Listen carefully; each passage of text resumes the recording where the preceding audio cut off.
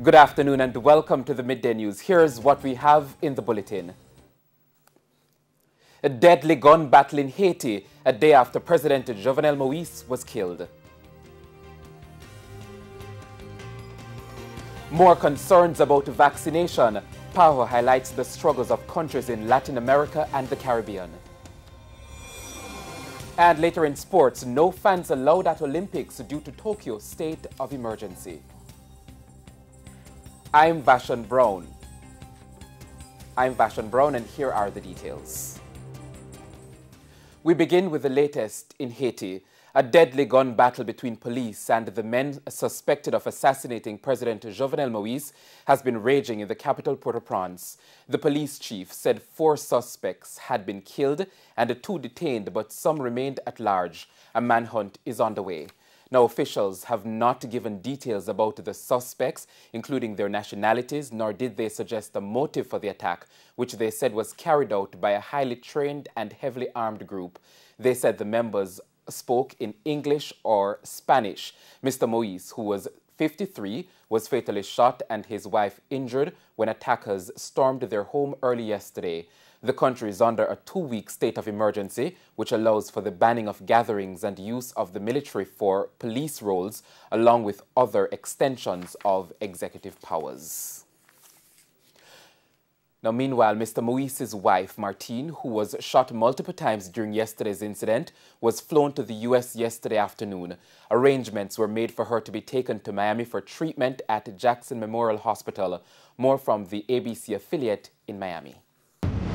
Calvin, initially we were told that she was being treated in Haiti, but now we have learned that she is here. About 45 minutes ago, she arrived here at Fort Lauderdale Executive Airport. That plane just left, but let's show you video from moments ago. It landed here. We're told that on that stretcher is Haiti's First Lady, Martine Moise, suffering from gunshot wounds. We're told that she'll be taken to a South Florida hospital for medical care. You can see in that video she is surrounded by members of Homeland Security and other law enforcement as she's rolled from that Trinity Air ambulance to that private ground ambulance. And if you look at that video, it appears that one of her arms is bandaged. She has a mask over her face, and it looks like she is really just keeping still, saying very little.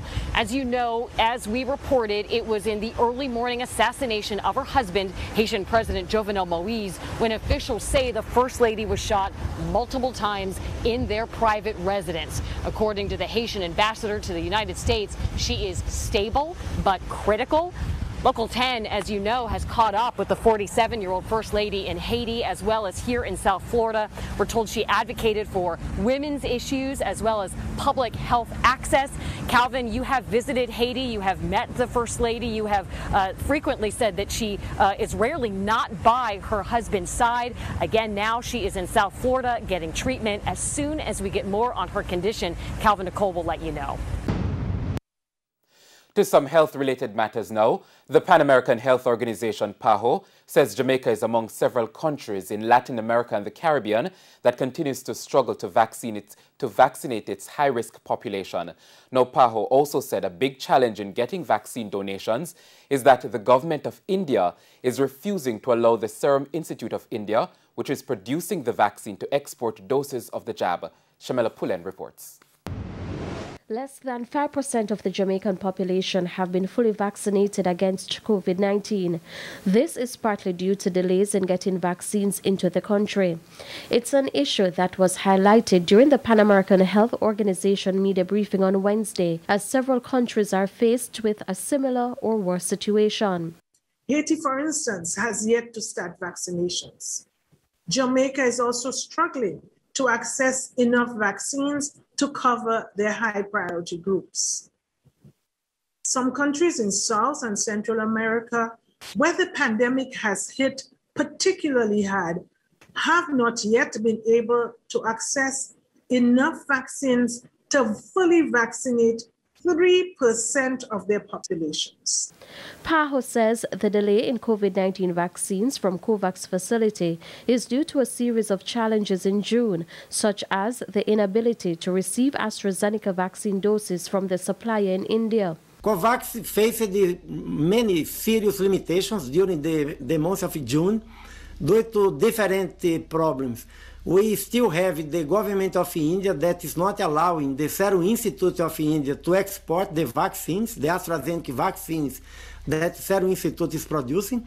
We had also a problem with a new site that the AstraZeneca producer applied to receive the EUL, the authorization for the emergency use listing from WHO. It was delayed more than the producer expected. PAHO says it continues to be in negotiations with producers to have information about when vaccine doses will be available to be deployed. That information, PAHO notes, is expected to be shared with countries next week. The organization is also working to help facilitate the delivery of vaccine doses donated from the United States to countries in the Caribbean, including Jamaica. While we applaud the United States government, we also applaud Mexico's donations to several countries in Central America and Jamaica. Regional solidarity will help pave our way out of this pandemic. In fact, those donations are helping COVAX substantially expand the availability of vaccines in the next round. Shimela Pulen, TVJ News. Meanwhile, Dr. Etienne also commented on the Delta variant of the coronavirus that is now a dominant strain in the United States. Now, she says it is difficult to predict how the highly transmissible variant will impact the region. Distribution of variants has been always different between countries in the region, with predominantly very heterogeneous and different distribution patterns. So therefore, the situation in the United States of America cannot necessarily predict how this variant is going to affect other countries. 41 new cases of the coronavirus were confirmed on Wednesday. The country's overall case count is now 50,497. The positivity rate now stands at 5.1%. 7 new deaths were recorded, pushing the death toll to 1,108. In the meantime, 113 persons are hospitalized with a respiratory illness. 14 are critically ill. There are 13,253 active cases of COVID-19 in Jamaica. And it's now time for a break, but please stay with us. More local stories when we return. Welcome back to the Midday News. A Clarendon man is breathing a sigh of relief this afternoon after he was rescued during Sunday's heavy rains. He was being swept away by floodwaters when residents intervened. Images of a man trying to brave the floodwater in Clarendon last weekend. A nervous few moments for residents who tried to tell him not to cross it. Jesus Christ, boy. Catch it with me. Catch it. Oh, brother, where you go? Seconds later, he was being swept away by the raging water. Lord Jesus! Hey, idiot, let go.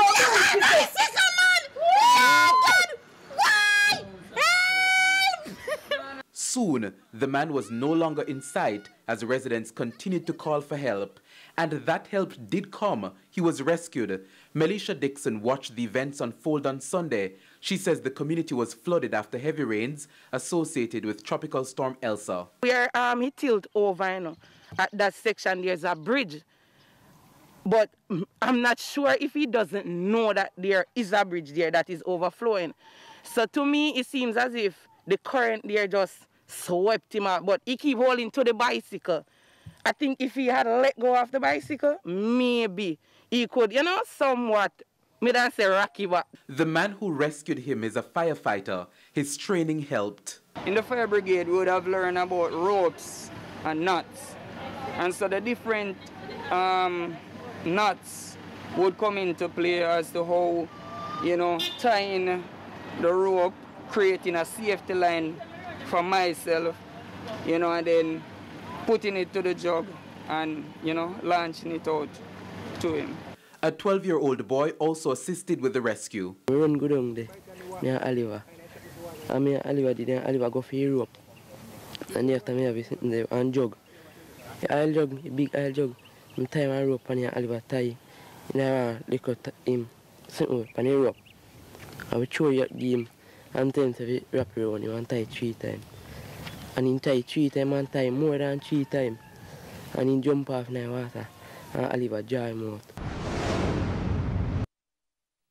Residents of Stanbeck Drive are appealing to the St. Mary Municipal Corporation for assistance to resolve 2 pressing issues they claim have been posing a challenge in their community. Now, Sandy Williams has that report. Flooding, woes and bad roads. The challenges residents of Stanbeck Drive in Tower Isle, St. Mary have been faced with for some time. The residents claim they never had an issue with flooding until the sale of a designated green area, which usually dissolve large volumes of water from the highway when it rains. The green area has been mysteriously sold. I don't know what happened, but it was fenced around. And most of the seawall hole that does the digesting of the water has been blocked off. So now all the water from the highway seep onto Stanbeck Drive, and we only have one seawall hole to digest all that highway water, plus the water that's coming from Stanbeck Drive itself and the surrounding areas. It's not big enough. So we asked them the other day to cut it out a bit further, so a bit bigger, that the water can go away more faster. But it has not been done. The situation, they claim, is a disaster waiting to happen. When the rain was falling, I went out the gate here. I came out the gate here and I saw that the hole was covered. You could not identify, if you don't know where the hole is, you cannot identify that a hole is there. So I thought they would have built up even a little catchment just to keep walkabout away from that area if it rains. The condition of the road is another concern for the residents. They claim only some sections of the road were repaired. We realized immediately after we left from this little piece of the asphalt, before we get to the next little piece, we are in puddle and mud. You know, so we are not happy about what has been done. It's a matter the residents say was raised at several St. Mary Municipal Corporation meetings. Let's say they run out of money. So I asked them, I told them that I'm paying $32,000 a year for land taxes, and their reply to me was $32,000 cannot fix road. What? But if I've been paying $32,000 for 23 years, and there's about 10 of us on this road here, I know that pay taxes. And you put that together and see if it couldn't fix this road. And I would like them to come and fix the road. Efforts made to contact Chairman of the St. Mary Municipal Corporation, Richard Query, proved futile. Sandy Williams, TVJ News. Worrying news for small ganja farmers in Jamaica. The authorities say 2 critical ganja pilot projects face serious issues, with one of them failing entirely. The developments have been greeted with frustration by stakeholders who say Jamaica has now fallen behind at least 50 countries in the international ganja market. The 2 ganja cultivation projects that were to help bring small farmers into the formal system have not gone as planned. Officials explained that farms in St. Elizabeth had relative success, but the project in Westmoreland failed entirely due to land issues. But members of the Public Administration and Appropriations Committee say it is unacceptable that nearly 2 years later, the country is being told that aspects of a critical ganja project failed due to land issues. I'm very distressed with that response. These traditional farmers, many of them, feel hopeless. And we talk about reopening the economy and giving new players and small players a place in it.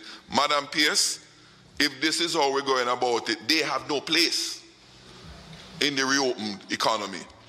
And there's no hope for them if we accept the report that was given this morning. Frustrated committee members explained that ganja farmers across the country are pressuring lawmakers to find solutions for the industry, and now they fear traditional growers will never trust the authorities again. And from what you reported here, Ms. Parkins, it would appear patently that there was no genuine, sincere effort to incorporate those farmers that he spoke about and the many others who were listening out and looking out for that pilot to be completed post haste so that they could get involved into the formal growing.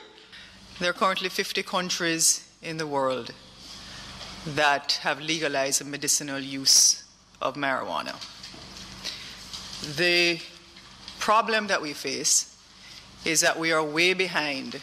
But the ministry officials say they learned a lot from the 2 cultivation projects, and these will help guide plans for the expansion of the program into other communities. The report on the ganja sector was presented by a team from the Ministry of Industry and Investment to the Public Administration and Appropriations Committee on Wednesday. Dwayne Anderson, TVJ News. President of the People's National Party, Mark Golding, is calling for unity within the party and made a solution for crime solving in the nation. Mr. Golding was speaking at the Boundbrook Infant School in Port Antonio, Portland, at the party's Division 1 conference. He lamented the state of crime in the parish, which has now moved to 11. After visiting the family of the latest murder victim in Windsor, Rio Grande Valley, Mr. Golding chided East Portland MP Anne-Marie Vaz. He claims Mrs. Vaz has been silent on the spate of violence in the parish. Mr. Golding has suggested a solution to the crime problem. We need to have a program that addresses that at the root cause level. For example, parenting. We have to strengthen. We have so many single families, young women, who are not prepared for parents.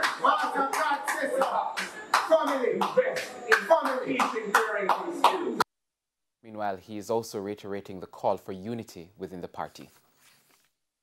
I believe that when we do this, we will be in a position to avoid some of the unnecessary little things that distract us, personality issues and conflicts that don't really mean very much, but which I think are a symptom of the fact that we haven't focused enough on the ideas and the principles and policies of the 21st century that will guide the PNP forward. And it's now time for the Business Minute. Here is Javenel Moise. CEO of Sterling Asset Management, Charles Ross, says the government should consider more fiscal adjustments to buffer the impact of the COVID-19 pandemic. He made the suggestion yesterday at Sterling Asset's investor briefing. What we saw in many countries, developing countries and otherwise, were significant adjustments in their exchange rate, which would have dampened imports, increased local demand for production, and would also help the country to absorb the shock without having to borrow additional resources. Gas prices have gone up. A litre of 87 gasoline is now costing 99 cents more. $2.94 will be added to the price of 90 gasoline. However, automotive diesel will sell for 14 cents less, while 32 cents will be subtracted from the cost of ultra-low sulfur diesel. The price of kerosene will increase by 29 cents. Propane will cost 25 cents more, while $2.23 will be added to the price of butane. And that's the Business Minute. I'm Javenel Moise. Thanks, Javenel. And now we head to a quick break. When we come back, we'll have your midday sports report, and Renardo Brown is already here.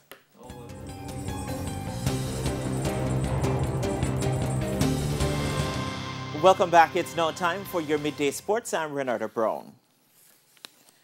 The Olympic Games in Japan are to be held without spectators due to rising cases of COVID-19. The announcement was made following discussions with officials and organizers on Thursday. A state of emergency in Japan will run throughout, and that Tokyo will run throughout the Games to combat COVID-19. The state of emergency is expected to run from July 12 to August 22. The announcement was made after a meeting between the organizing committee, the Japanese government, and the International Olympic Committee President Thomas Bach. In football, striker Andre Gray has been called up to the Reggae Boys squad for the CONCACAF Gold Cup and will replace Javan East, who picked up a hamstring injury in camp in Florida. East suffered a grade 2 tear and is expected to miss the tournament. Gray is expected to join the Reggae Boys in Orlando this evening. Meanwhile, midfielder Rafael Marson are still in the process of providing additional request documentation to the U.S. Embassy for a passport and will be allowed to join the squad when the process is concluded. The Reggae Boys will face Suriname in their first game of the tournament on July 12. The J3 says its nomination of Ian Forbes for second vice president of the Jamaica Olympic Association, the JOA, for the upcoming elections was made by its executive and not an individual. In a statement sent out on Wednesday, the J3s referred to a release sent out by the JOA on July 6, in which it said that Forbes received one nomination submitted in the personal name of the president of the Jamaica Athletics Administrative Association, the J3s. The J3s noted that the quote was incorrect and that instead Forbes was nominated by the executive of the J3s and not in the personal name of the president. Jamaican fast bowler Sheldon Cottrell, along with the middle order batsman Shimron Hetmeyer and all-rounder Roston Chase, have been recalled to the West Indies 15-man squad for the 3-match one-day international series against Australia later this month. The squad, which is captained by Kieran Pollard, sees the core of the team retained from the squad that whitewashed Sri Lanka 3-0 earlier this year. The squad reads Kieran Pollard, Shea Hope, Fabian Allen, Darren Bravo, Roston Chase, Sheldon Cottrell, Shimron Hetmeyer, Jason Holder, Akil Hussain, Alzari Joseph, Evan Lewis, Jace Mohammed, Anderson Phillip, Nicholas Puran, and Romario Shepherd. Jamaican Caribbean #1 squash player Chris Binney moved up 4 places to 79th in the world in the July edition of the World Squash Federation men's rankings. The 32-year-old made the jump after finishing second in the 2021 Atlanta Open last month. Binney's highest ranking is 65th, which he achieved in January 2018. Binney is also a 9-time Caribbean and a national champion. In tennis, top seed Ashley Barty reached her first Wimbledon final with a straight-set win over former champion Angelique Kerber in the first women's semi-final earlier today. Barty, who is 25, started strongly but had to fight off resistance from Kerber before securing a 6-3, 7-6 victory. The Australian will face Czech 8th seed Karolina Pliskova in Saturday's final. Pliskova defeated Belarusian 2nd seed Ariana Sabalenka 5-7, 6-4, 6-4. And finally, Naomi Osaka has called for privacy and empathy from the press when she returns to action, saying the tournament did not believe me, end quote. And that's it for your Midday Sports. I'm Renardo Brown. Vashan, it's back to you. Thank you so much, Renardo. Renardo, that match, England versus Denmark. First of all, were you expecting England to win? And I've also seen like lots of reviews about Raheem Sterling's performance. Yeah, it was one about his performance and then about the penalty call that led to the second goal for England, whether or not it should be a penalty. But I felt great performance from England. I was disappointed with Denmark because they pretty much, as we said, parked the bus. All right, thank you so much, Renardo. And that's your Midday News. I'm Vashan Brown. Join us at 7 for a primetime news package. On behalf of the news, sports, and production teams, have a good afternoon.